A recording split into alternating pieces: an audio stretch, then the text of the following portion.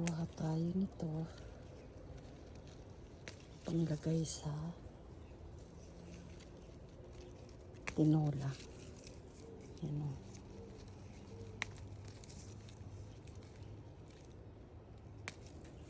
Para mas dumami lalo yan ang mga usbong.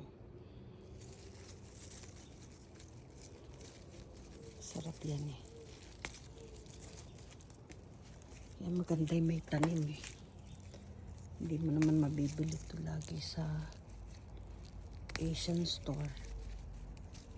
At least yan. Dito, kung ano yung gusto mong ulamin, makakaluto ka.